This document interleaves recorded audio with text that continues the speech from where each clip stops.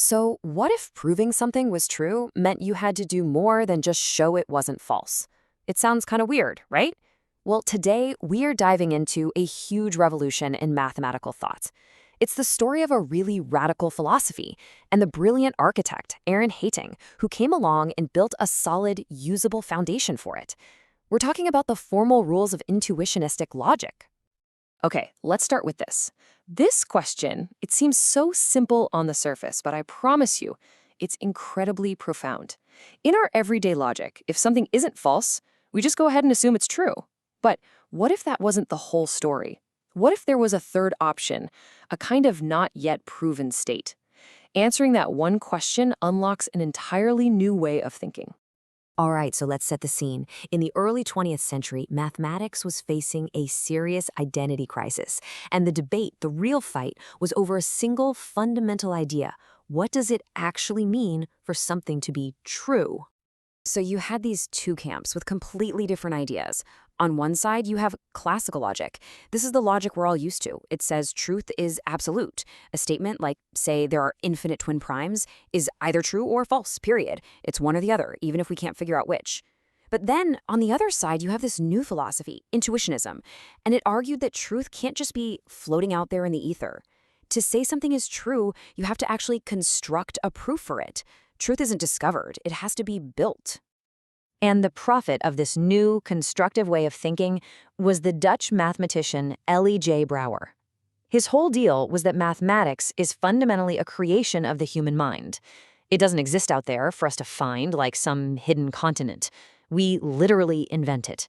And as you can imagine, this philosophical stance had some pretty radical consequences for logic. And this right here, this was Brouwer's biggest break from tradition. He completely rejected the law of the excluded middle. You know, that classical rule that says any statement has to be either true or false, no exceptions. For Brouwer, there was a third possibility. If you can't prove a statement is true, and you can't prove that it's false, then it's neither. It's just unresolved. But here's the catch. Brouwer's ideas were absolutely revolutionary, yeah, but they were mostly philosophical. They didn't give mathematicians a practical toolkit, a set of formal rules and symbols to actually do math this new way. The philosophy was there, but the actual architectural blueprint, it was missing. And this is where our architect, Arend Heyting, steps into the picture. He was a student of Brouwer's, and he took on this monumental task of translating that powerful, kind of abstract philosophy into a rigorous, formal system of logic that mathematicians could actually get their hands on and work with. And get this. He basically did it all in a single incredible year. In 1930, Heyting published 3 papers that laid out what he called the formalizing, the formal rules for intuitionistic logic. This was the moment the philosophy became a practical tool. He had finally drawn up the blueprint. Now, it's really important to understand Heyting's role here. He wasn't trying to come up with a new philosophy or replace Brouwer's. His whole mission was to give Brouwer's amazing ideas a clear, unambiguous, symbolic language. He was the architect building the formal structure on the foundation that the prophet, Brouwer, had already laid. So what does this new blueprint for logic actually look like? Let's take a peek at what happens when you just pull out that central pillar of classical thinking. So first, let's just be really clear on what got tossed out. The law of the excluded middle is the bedrock of classical proofs. It's what lets you say, well, if it's not false, it absolutely must be true. Heyting's new logic? It just threw that rule right out the window. And here's the huge consequence of that. In classical logic, you can prove something is true indirectly. You show that its opposite leads to a crazy contradiction, so the original thing must be true. That's proof by contradiction. But in Heyting's logic, that's not good enough. To prove something, you have to give a direct proof. You have to build the case for it, brick by painstaking brick. And what does a constructive proof actually mean? Well, it means your proof is basically a recipe or an algorithm. If you prove that a number with a certain property exists, your proof has to contain the actual instructions for how to go find that number. It's not enough to just argue that it's out there somewhere. You gotta provide the treasure map.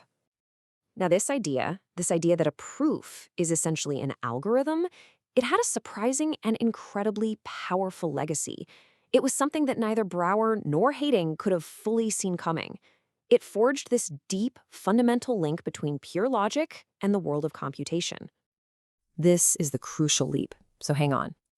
If every proof is a set of instructions, an algorithm, well, what else is a set of instructions? A computer program. A logical proposition suddenly becomes a kind of specification, and the proof of that proposition becomes the program that meets the spec.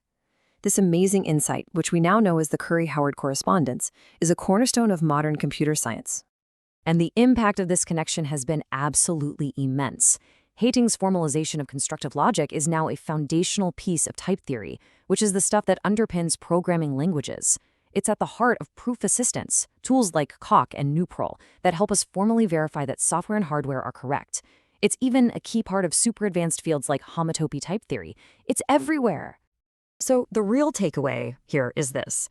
Heyting was the essential architect who built a bridge. He managed to connect Brouwer's abstract, philosophical ideas about truth to a concrete formal system that people could actually use. And that system, in turn, became a foundation for some of the most important tools we have in modern computation. So, you see, from a deep philosophical debate about the nature of truth all the way to the code running on your device, Heyting's logic has had a really remarkable journey. It just goes to show that a totally new way of thinking can lay the foundation for tools we can't even imagine yet. Which leaves us with a big question.